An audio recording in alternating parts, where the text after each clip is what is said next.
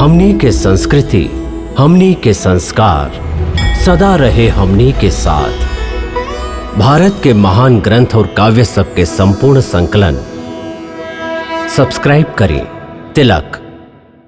वर मांगा प्रभु, जौन आंख में आपके रूप के अमृत बसल होके, वो आंख के अब कौनो वर के आवश्यकता ना रहल।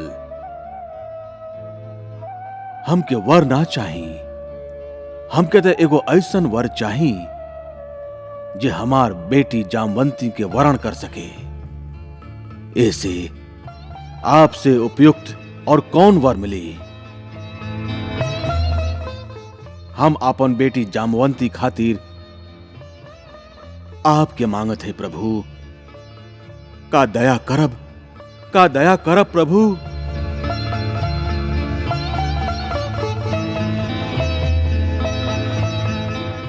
तथास्तु ऋषराज, तथास्तु।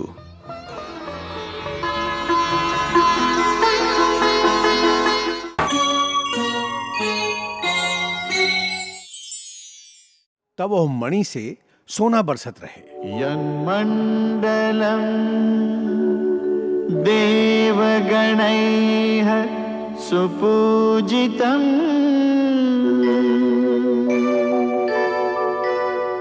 विप्रैः स्तुतं भावन मुक्तिकोविदम्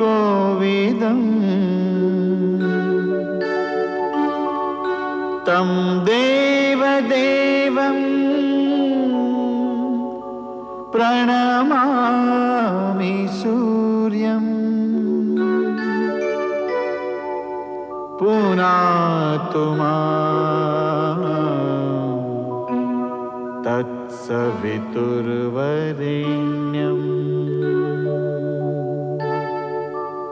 तत्सवितुर्वरेण्यम्।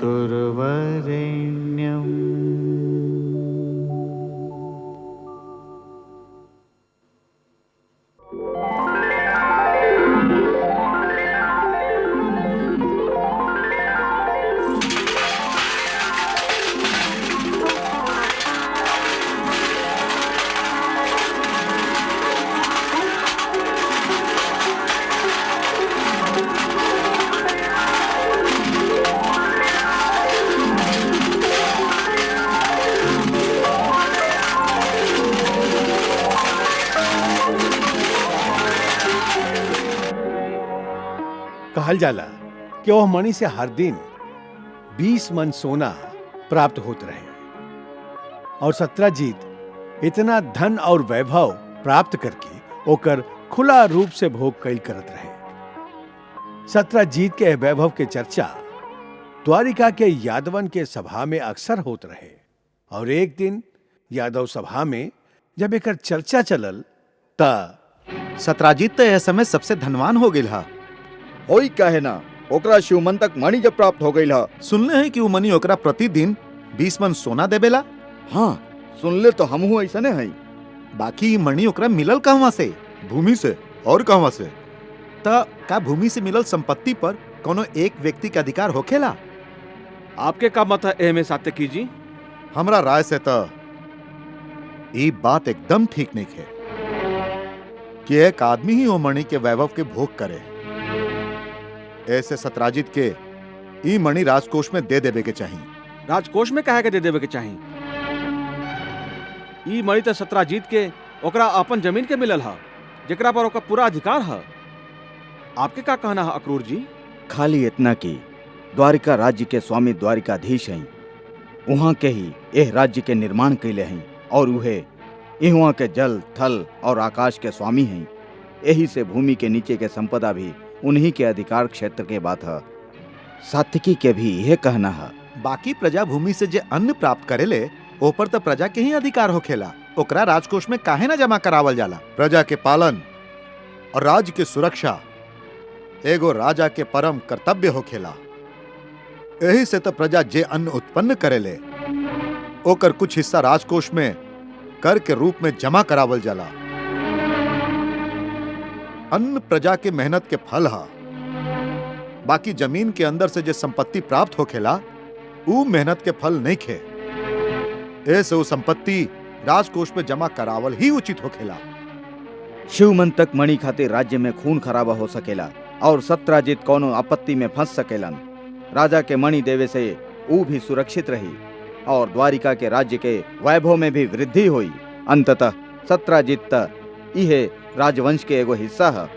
बाकी बात सत्राजीत के समझाई के हमके कुछ समझावे के जरूरत नहीं खे। हम सब समझत हैं कि शिवांतक मणि खाली हमार संपत्ति है, हमार।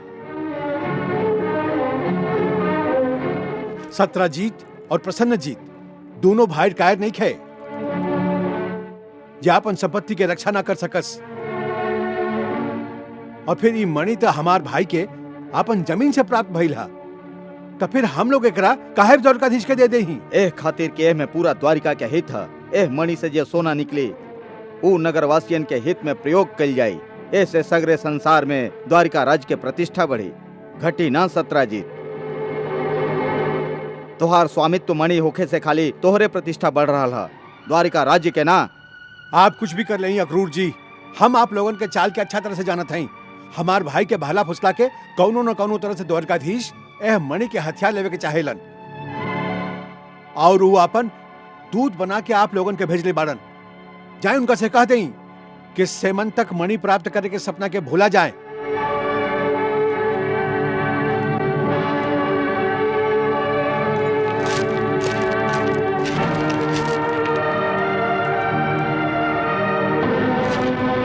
सत्राजित के इतना साहस कि वो द्वारकाधीश के चुनौती देवे।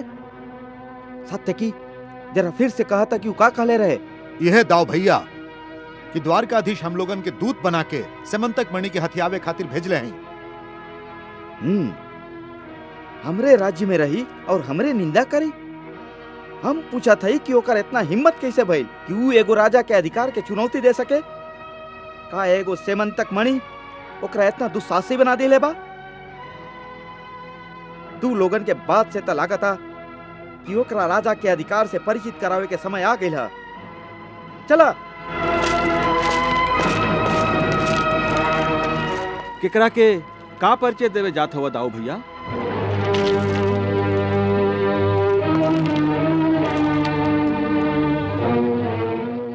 कुछ न कन्हैया, सत्राजीत के बहुत अहंकार हो गया। ओकरा राजा के अधिकार समझावे जात रही हम। काहे खातिर?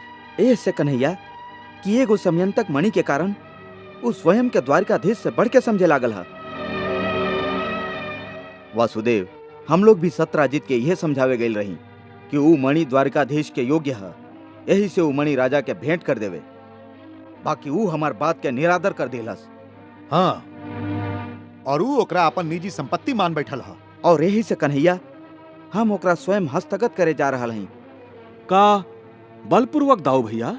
हाँ, कन्हैया जब समझावे पर भी केहू ना माने तब बल के प्रयोग न्याय संगत है। काई एगो राजा के अधिकार के दुरुपयोग ना होई दाऊ भैया? दुरुपयोग कैसे? काहे कि राजा के सबसे पहला कर्तव्य है कि वो अपन प्रजा के रक्षा करे, ओकर पुत्रवत पालन करे, अपन प्रजा के संपत्ति और ओकर वैभव के सुरक्षित रखे। एगो राजा के अपन प्रजा के संपत्ति के बलपूर्वक छीने के कौन अधिकार नहीं खे। यदि राजवंश ही अत्याचारी हो जाई तो एगो राजा और डाकू में का अंतर रह जाई? धर्म के अनुसार राजा पालक होखेला, घातक ना। फिर हम अधर्म के मार्ग पर कैसे चल सकते हैं दाऊ भैया? तका सेमंतक मणि ओकर निजी संपत्ति हो गई है। निश्चय ही वो सत्राजीत की संपत्ति है, ओकरा उन्हीं के अधिकार में रह देवे के चाहिए। वो हमार संपत्ति कभइयो नहीं के हो सकत अक्रूर जी। और दूसरा दिन सत्राजीत के भाई प्रसन्नजीत जब शिकार खेले जात रहन तो उस सुरक्षा के दृष्टि से सेमंतक मणि के अपना संगे ही ले गईलन। तो चिंता मत करिए सत्राजीत, ये मणि हमरा पास सुरक्षित रही। यदि हम एकरा के तोहरा पास छोड़ जाए तो केहू तोहके बहला फुसला के द्वारिकाधीश के देवे खातिर बाध्य करी। हम शिकार से लौट के एकरा तोहरा वापस कर दे। ठीक है भैया, हम आपके प्रतीक्षा करब।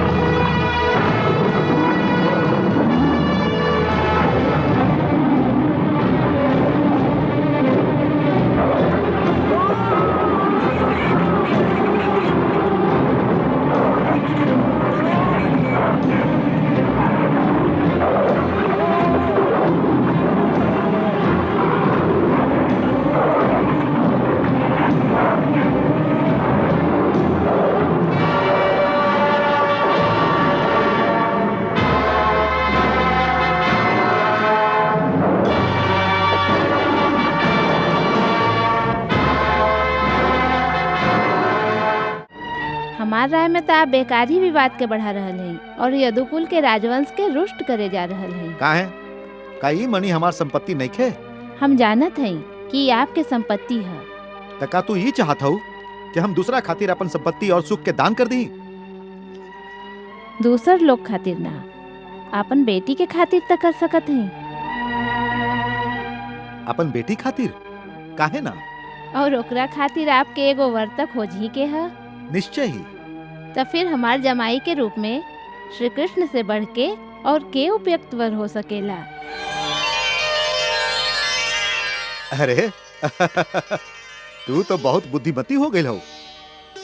हम तो सपना में भी ना सोचले रही कि ये समस्या के हल इतना आसानी से और इतना जल्दी खोज ली तू। जरूर हमार बेटी सौभाग्यशालिनी है। एगो सेमंतक मणि के दहेज देके एगो पिता के द्वारिकाधीश जैसन दामाद मिल जाए तो ओकरा खातिर ऐसे बढ़ के सुख और का हो सकेला। प्रसन्नजीत के आवेदन हम उनका भी ये प्रस्ताव खातिर सहमत कर ले। अरे ला, प्रसन्नजीत आ गईलन।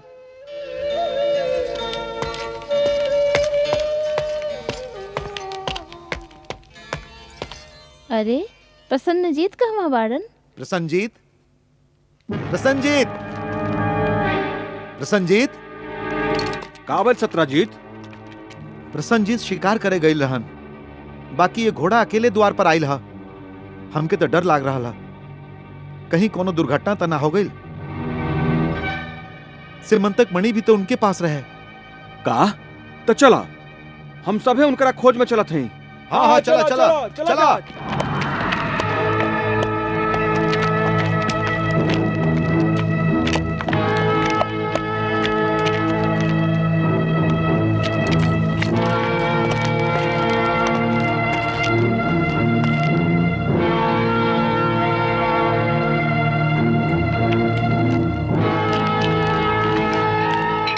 ये तो प्रसन्नजीत के धनुषा। हाँ,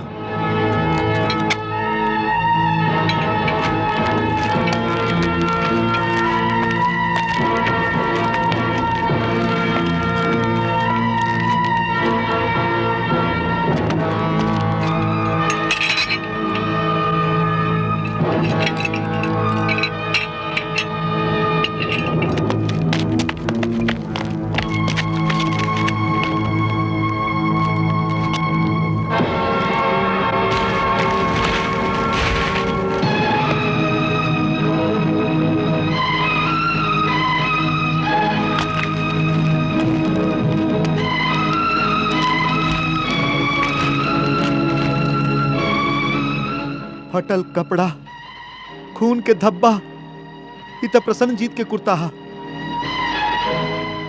कहीं प्रसन्नजीत पर केहू हमला तो ना कैलस? ये वहां कहीं सेमंतक मणि भी तो दिखाई नहीं दे रहा। के हमला करे प्रसन्नजीत पर? हमार तो अनुमान है कि कोनो वन के पशु हमला कैले होई। कोनो हिंसक जानवर के ही काम लग रहा है। हिंसक पशु के ना, कौनो हिंसक मनुष्य के काम लागत आई। हो सकेला कोनो डाकू मणि के लालच में आके उनका पर वार कैले होके सत्राजीत। बाकी मणि तो हमेशा हमरा पास रहत रहे। सभी के मालूम है कि सिमंतक मणि के स्वामी हम हैं। ई डाकू लोग के कैसे पता चलल कि आज मणि प्रसन्नजीत के पास है? बाकी कल तो मणि उनका पास रहे। हाँ, वो मणि आग्रह पूर्वक हमरा से मंगले रहन शिकार पर जात समय। तो फिर ये भी तो हो सकेला कि कोनो आदमी नगर से उनका पीछे आयल होके और मौका मिलते ही उनका परवार कर दिले होके। बाकी ऐसन के हो सकेला? उहे जिकरा मणि के लालच जाग गए होके, ये आपसे वो मणि के प्राप्त करे के कोशिश कैले होके। तका ई कोनो षड्यंत्र है? धन के लालच कुछ भी करा सकेला। बड़ से बड़ आदमी के धर्म भी माया के चक्रव्यूह में फंस के डोल जाला। अभी कुछ दिन पहले कुछ लोग ए मणि के द्वारकाधीश के देवे के प्रस्ताव लेके आपके पास आयल रहा ना? साच है। और तू ओ मणि के द्वारकाधीश के देवे से मना कर दिले रहा। ई भी साच है। फिर ई काहे नहीं खसोचत कि हर दिन 20 मन सोना देवे वाला ओ मणि खातिर केहू का ना कर सकेला। तका तोहार मतलब ई है कि द्वारकाधीश प्रसन्नजीत पर हमला करौले हुई है? हो सकेला कि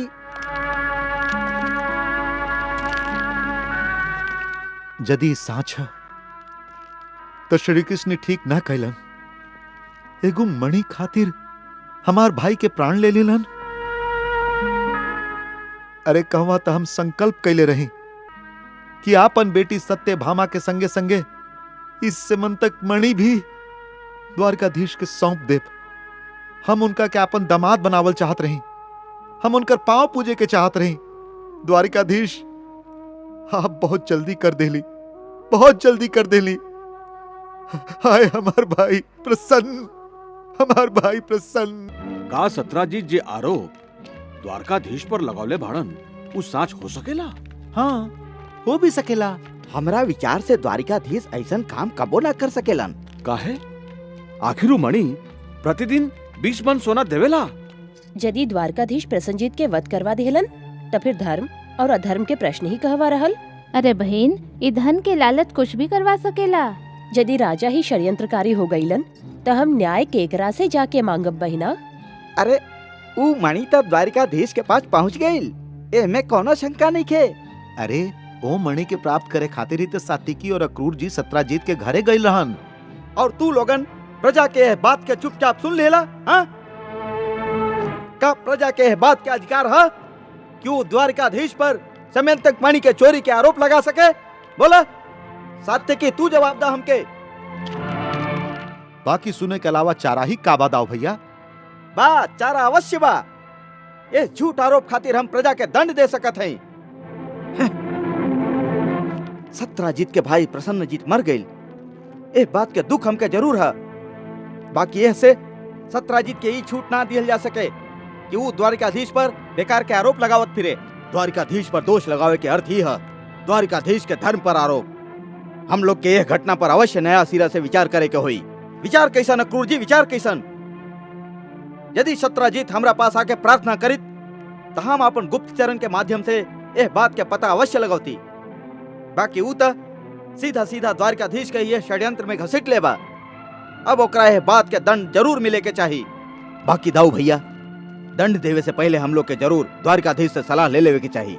ओकरा से का सलाह लेवे कोई हमके? ओकरा से का सलाह लेवे के हुई? ऊ तो फिर से कोनो नीति या धर्म के बात लेके हमके उपदेश दी और का? ना दाव भैया, ए आरोप के संबंध सीधे द्वारकाधीश से है। ए खातिर सबसे पहले हमके वहां के राय ले लेवे के चाहिए। अक्रूर जी ठीक कहा तारन।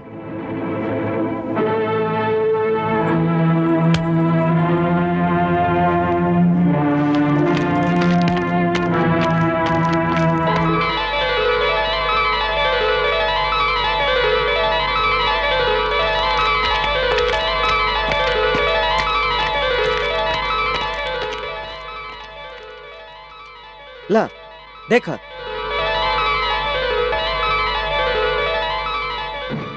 कन्हैया तू यहाँ ध्यान लगा के बैठल बाड़ा और वहाँ प्रजा तोहरा बारे में ना मालूम का कहत जा रहा है।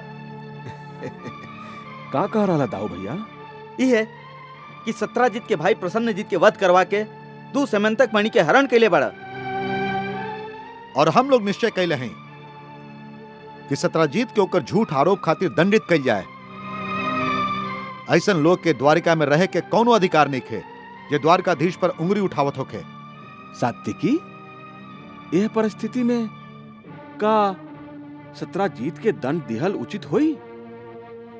दंड तो ओकरा के दिहल जाला जे अपराधी होके। ऊ का अपराध कैले हा? ओकर अपराध ई है कन्हैया कि ऊ तोहरा पर झूठ आरोप लगौले है। का ई अपराध कम है? बाकी ओकर आरोप के पीछे ओकर न्याय मांगे के पुकार के काहे नहीं की सुनत दाऊ भैया? आखिर ओकर भाई मरल हा, ओकर अमूल्य मणि के चोरी भइल हा। बाकी कन्हैया का ओकर उत्तरदायित्व तो हम लोग पर बा। कन्हैया, लोग हुआ तोरा पर कीचड़ उछाल रहल बड़न और तू ही हुआ मुस्कुरा रहल बड़ा। यदि हम सत्राजीत के दंड देव तका लोग चर्चा कल बंद कर दी हैं? ना दाऊ भैया, उनका दंडित करे से तो लोग पुष्टि कर दी हैं कि कृष्ण ही सेमंतक माड़ी के कारण प्रसन्नजीत के हत्या करोले बड़न। दंड देवे से तो उनकर आरोप और प्रबल हो जाई। देखा देखा सात्यकी, हम कहले रही ना, कृष्ण से कोनो परामर्श करके कोनो आवश्यकता नहीं खे। ई हमके नीति के और धर्म के बड़ बड़ बात सुना के अपन उद्देश्य से भटका दी। ये हो रहा है ना। बाकी दाऊ भैया, आप ई काहे भुलात हैं कि हम राजा हैं? खाली दंड दिहल ही हमार कर्तव्य नहीं के। तब फिर का करबा कन्हैया? का करबा तू? आरोप के माथा झुका के स्वीकार कर ले बई है ना? ना दाऊ भैया, हम स्वयं सत्य के खोज करब, सेमंतक मणि के खोज करब। आखिर मणि कहीं ना कहीं तो होगी करी। आपके विचार ठीक है द्वारिकाधीश। अब आप स्वयं ही अपना ऊपर लागल कलंक के हटा सकीले।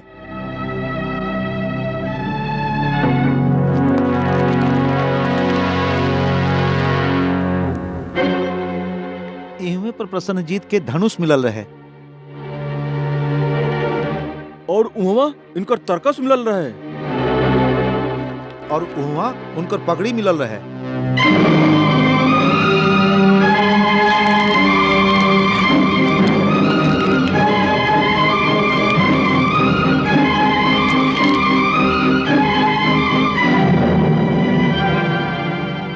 देखिए अक्रूर जी,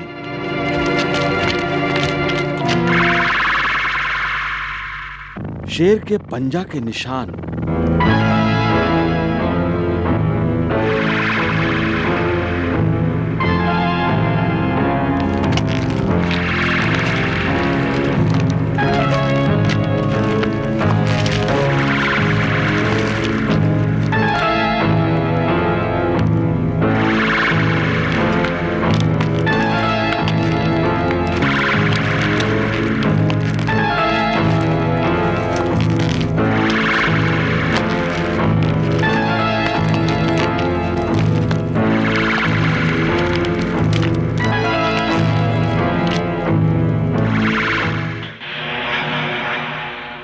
देखिए अक्रूर जी,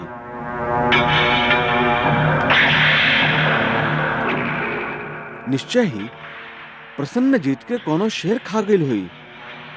सेमंतक मणि भी यह गुफा में हुई, काहे कि शेर के निशान भी हमके यह गुफा तक मिलल है। आप लोग यहाँ ठहरी, हम गुफा में जाती। सांच के उजागर करे खातिर ये आवश्यक है।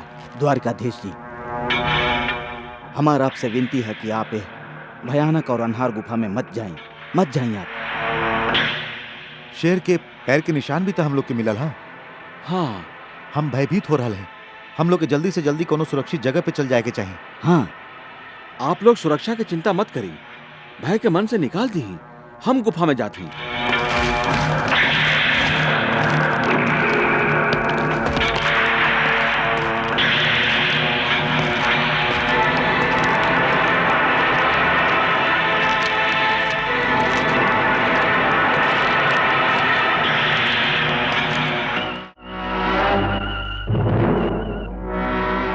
सेमंतक मणि के तलाश में शेर के पंजा के निशान देखत देखत श्री कृष्ण एगो अनहार गुफा में पहुंच गईलन।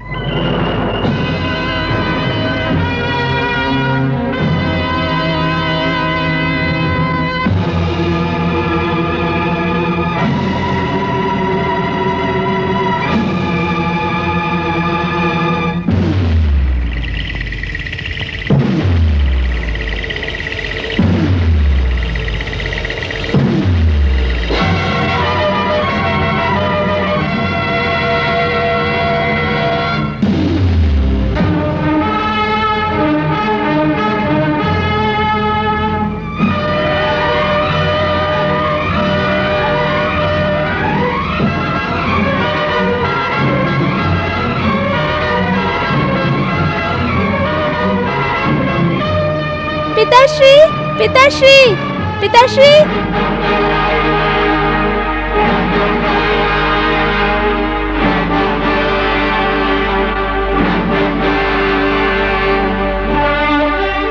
असल में वो लड़की जामवंती रीछ राज जामवंत की बेटी जामवंती रही। ई जामवंत वह जामवंत रहन जे त्रेता युग में भगवान श्री राम के सहायता कैले रहन।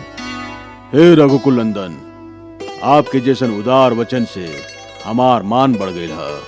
आपके आ जाए से हमके पूरा विश्वास हो गई है कि आप दोनों भी एक दूसरा के पूरक सिद्ध होकर हम महाराज सुग्रीव के ओरी से आपके पूरा विश्वास दियावत हैं कि महाराज अपन विश्वसनीय वानर के सहायता से आपके पत्नी पूज्य सीता देवी के अवश्य खोज निकली है, जैसे आप उनका वो राक्षस के हाथ से मुक्त करा सकी।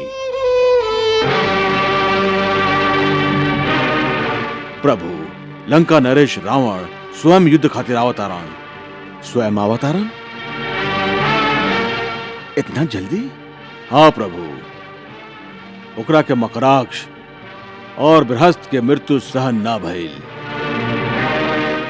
एकर मतलब ये भी है कि वो अपन संतुलन खो बैठल है। युद्ध में वीरन के ए तरह विचलित भइल ठीक ना होला। शत्रु इतना विचलित हो गई है कि ओकरा अपन परम योद्धन के रहत भी स्वयं युद्ध में आवे के पड़ता। ये आपके विजय के संकेत है।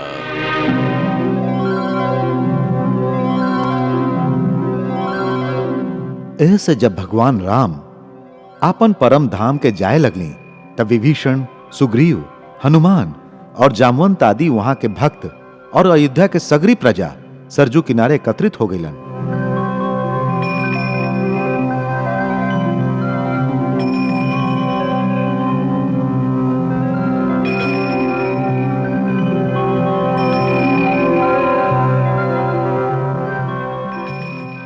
हे परमेश्वर, अब आप आपन चतुर्भुज विष्णु रूप में प्रवेश करी।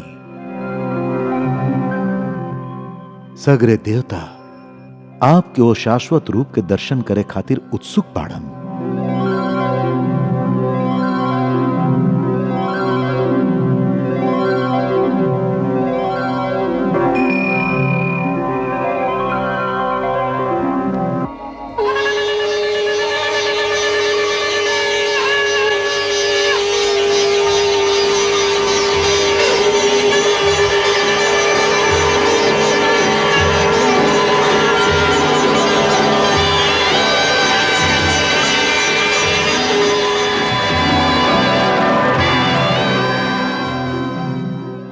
हनुमान, प्रभु, तू दीर्घ काल तक जीवित रहे के प्रतिज्ञा के लिए रहा।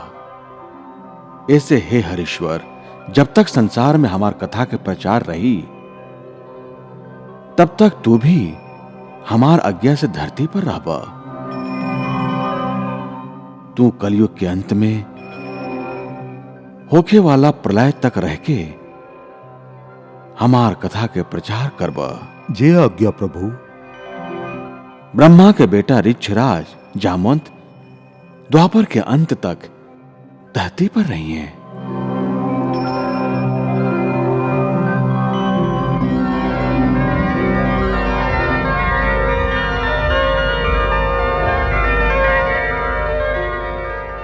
पूरा एक युग के बाद द्वापर युग में जब जामवंत श्री कृष्ण के ओ गुफा में देखलन तो वो अपन प्रभु के ए रूप में पहचान न पौलन और सिमंतक मणि खातिर दोनों में युद्ध शुरू हो गई।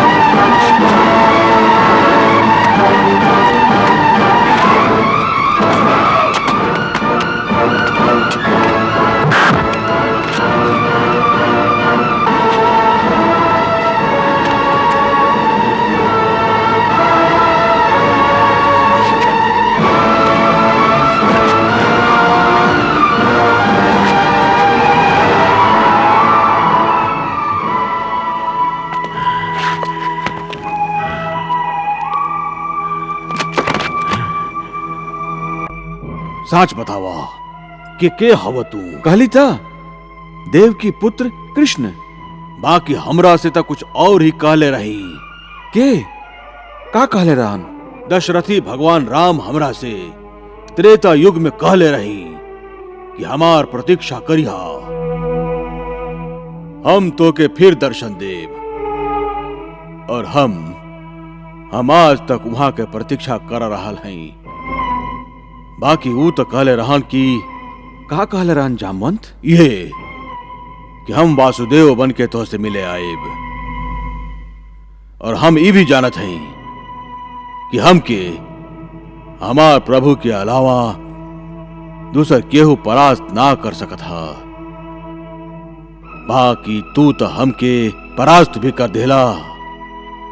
तू तो कृष्ण बाड़ा, ई कैसे संभव है? कैसे संभव है? राम असत्य कैसे कह सकलन? वासुदेव के बाड़न? हम हैं वासुदेव। हाँ, वासुदेव कृष्ण हम ही हैं।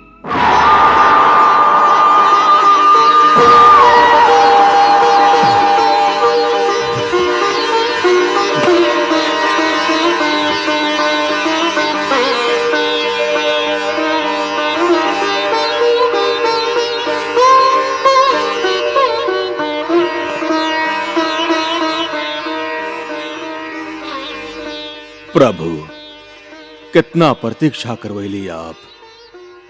हम तो आपके खातिर ही एकांत में साधना करत रहली।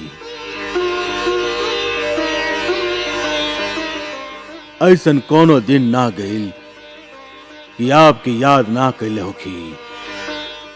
प्रभु, अब तो बस एक ही इच्छा बचल है। बोली, यह नाथ कि एक बार हमार आंख के अपन ओही मोहनी सूरत के दर्शन करा दी, जौन रूप के अमृत से प्यास बुझावे खातिर ये आंख त्रेता युग से अभय तक खुलल है, प्रतीक्षा कर रहा है।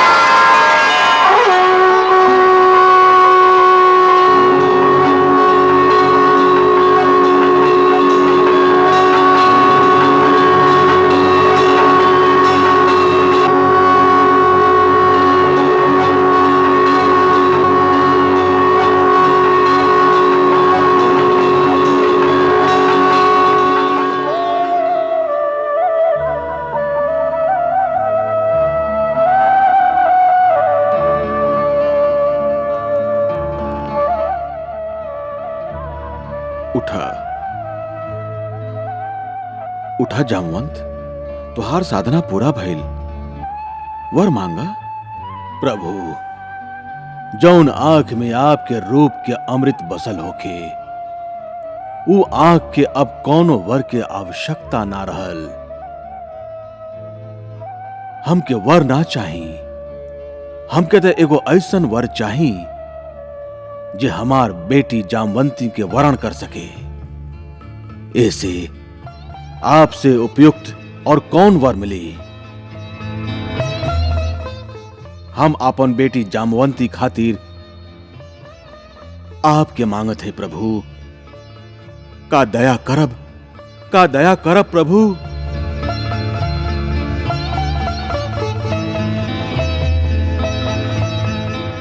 तथास्तु ऋषराज, तथास्तु।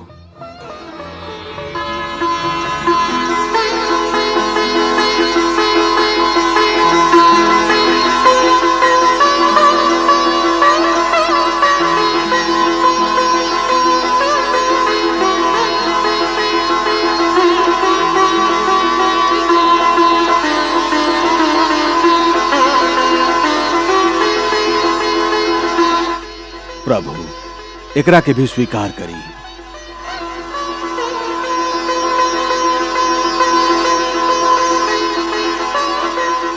द्वारकाधीश श्री कृष्ण की, महारानी जामवंती की। द्वारकाधीश श्री कृष्ण की, महारानी जामवंती की। द्वारकाधीश। ए तरह जामवंती और सेमंतक मणि के लेके श्री कृष्ण द्वारिका नगरी में आईली त द्वारिका में हर्ष के लहर दौड़ गई।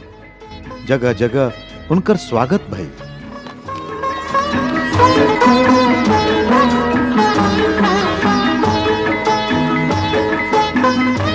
सेमंतक मणि के प्राप्त हो जाए के समाचार से सत्राजीत बहुत लज्जित भइलन। द्वारकाधीश पर लगावल गईल झूठ आरोप के कारण प्रजा भी उनकर खूब निंदा कैलस। श्री कृष्ण बलराम के संगे उनकर सेमंतक मणि वापस करे सत्राजीत के घर गईलन। हम बहुत लज्जित हैं द्वारकाधीश, बहुत लज्जित हैं। लज्जित काहे? ऐसे कि हम आप जैसन धर्म के अवतार पर झूठ आरोप लगौली। आप चिंता मत करी सत्राजीत। आप यदि ऐसा ना करती तो हमके जामवंती कैसे प्राप्त होती? अब आप एह सेमंतक मणि के लिए ही, बाकी अब एकरा के संभार के रखब, समझली ना? अब ए मणि के स्वामी हम ना रह गईली। ये हमरा जैसन लोग के धारण करे के योग्य नहीं थे। एकर शोभा आप जैसन महान शूरवीर के संगे है। आज से एकर स्वामी आप हैं। हमार ए प्रार्थना के आप स्वीकार कर ले तो हम अपना आप के कृतार्थ समझब। हमार मन से बोझ उतर जाई। जौना वस्तु के कारण हमके चोरी के झूठ आरोप लागल रहे, यदि हम ओकरा के अपना पास रख लेब ता द्वारकावासी न मालूम कौन सा अनुमान लगा लिए। यही से यह शहर हम एकरा के आपके पास सौंपे आइल हैं। और हम सहर्ष अपन पूरा परिवार के सहमति के संगे एकरा द्वारिकाधीश के भेंट करत हई। हमार बात के त ना ठुकराई बाप।